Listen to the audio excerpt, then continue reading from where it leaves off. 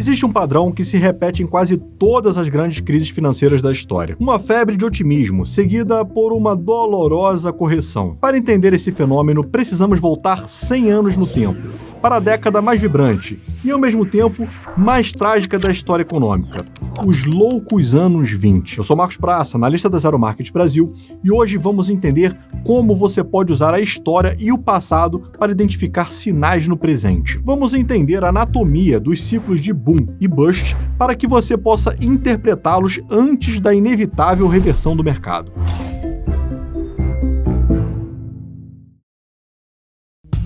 Após 1920, os Estados Unidos saíram da Primeira Guerra Mundial como a maior potência credora do planeta, mas a transição de uma economia de guerra para uma de paz foi turbulenta. O país enfrentou uma recessão curta, mas muito severa entre 1920 e 1921. Essa crise, no entanto, teve um efeito purificador. As empresas que sobreviveram foram forçadas a se tornar mais eficientes, cortando custos e adequando sua produção a uma nova realidade de demanda. A inflação, que havia disparado durante a guerra, foi contida por uma forte contração monetária. O mercado, por si só, realizou uma correção dolorosa, mas criou uma base sólida para um crescimento real. O palco estava montado para a prosperidade, mas essa base seria logo minada por uma nova força na economia americana. E é aqui que entra em cena o ator principal dessa história, o Federal Reserve, o Banco Central americano, criado poucos anos antes, em 1913. Sua principal ferramenta para influenciar a economia era a taxa de desconto,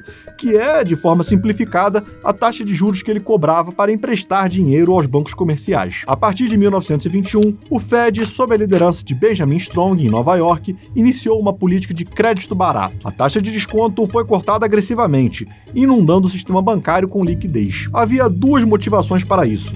A primeira, estimular a economia doméstica que saía da recessão. A segunda, de natureza geopolítica, era ajudar a Grã-Bretanha a retornar ao padrão ouro, mantendo os juros americanos baixos para evitar que o capital fugisse de Londres para Nova York. Essa decisão, aparentemente lógica, foi o incidente incitante da nossa história. Foi o momento em que a abundância de dinheiro deixou de vir da poupança real das pessoas e passou a vir da expansão de crédito orquestrado pelo Banco Central. A semente da euforia artificial e da futura crise havia sido plantada. Com um crédito fácil e barato, a economia americana explodiu. A década de 1920 foi a era da produção em massa de tecnologias revolucionárias, o automóvel, o rádio, a geladeira. Uma nova cultura de consumo, baseada em compras e prazo, tomou conta do país, alimentada por uma sensação de prosperidade infinita. Esse período é a personificação do ciclo expansionista.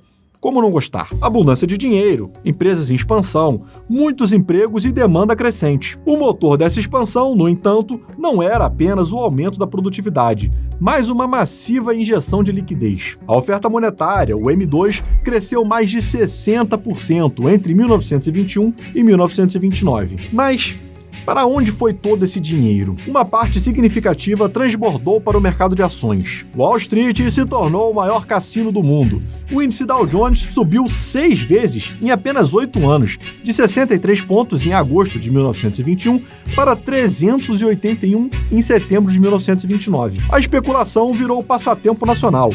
Pessoas comuns, de engraxates a donas de casa, pegavam dinheiro emprestado para comprar ações, na margem.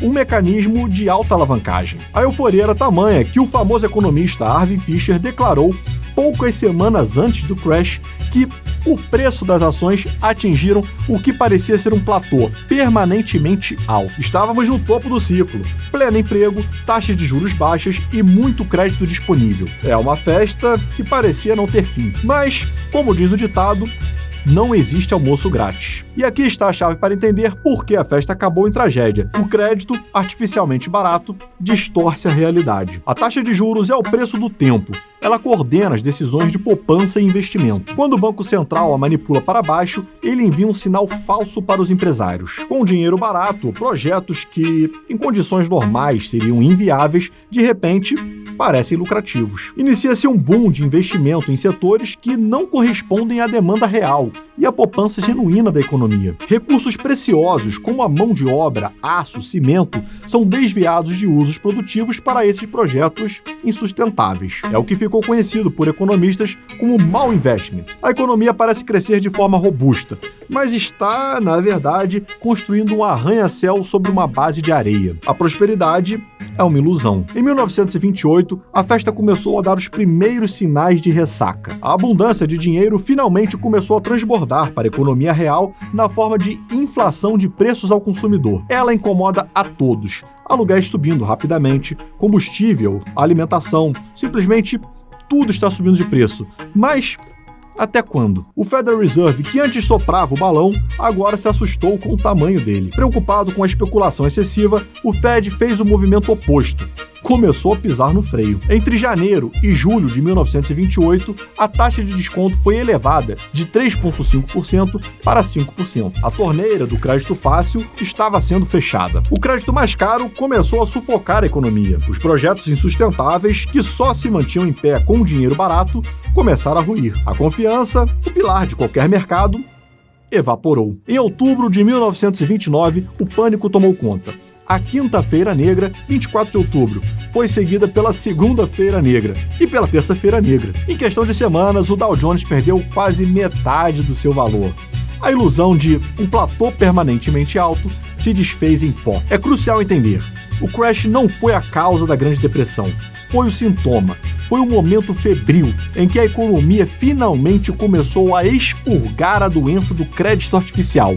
Foi a hora do "a conta chegou". O crash de Wall Street foi apenas o gatilho. Ele expôs a fragilidade de todo o sistema bancário que havia financiado a especulação. Com medo, as pessoas correram para sacar seu dinheiro, iniciando uma onda de pânico bancário por todo o país. E aqui, o Federal Reserve cometeu o seu segundo e mais grave erro. Em vez de agir como um emprestador de última instância, fornecendo liquidez necessária para estancar o pânico, ele ficou paralisado. Pior, ele permitiu que a oferta de dinheiro na economia encolhesse em quase 1/3 entre 1930 e 1933. O crédito, que era o sangue da economia, simplesmente desapareceu. A inação do Fed transformou o que seria uma recessão severa numa correção de mercado necessária para liquidar os maus investimentos, em um colapso sistêmico. As consequências foram catastróficas. A economia americana passou por uma limpeza forçada e brutal dos maus investimentos da década anterior. A década da euforia foi paga com uma década de sofrimento. O produto interno bruto caiu quase 30%. O desemprego, que era pouco mais de 3% em 1929, explodiu para quase 25% em 1933. 1 milhão de vidas foram devastadas. E essa história de boom e bust não ficou em 1929. Ela se repete. Então, como podemos usar esse mapa histórico para nos localizar no ciclo atual? A resposta está em reconhecer os padrões que acabamos de ver. O ciclo expansionista nos anos 20 começou no fundo de uma recessão, com empresas eficientes e inflação controlada. O gatilho da euforia foi a política do Banco Central. Os cortes na taxa de desconto a partir de 1921 injetaram um volume massivo de crédito barato na economia. O resultado?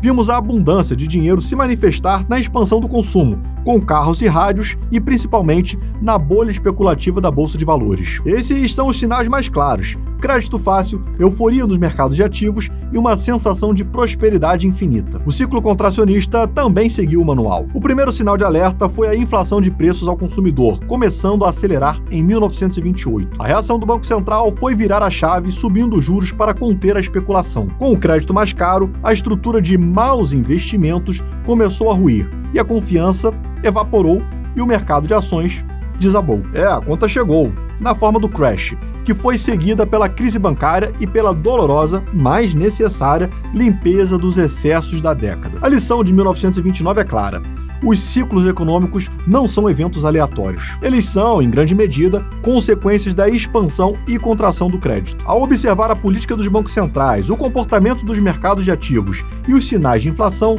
podemos ter um mapa muito mais preciso do terreno em que estamos pisando. E você? Em que fase do ciclo você acha que estamos agora?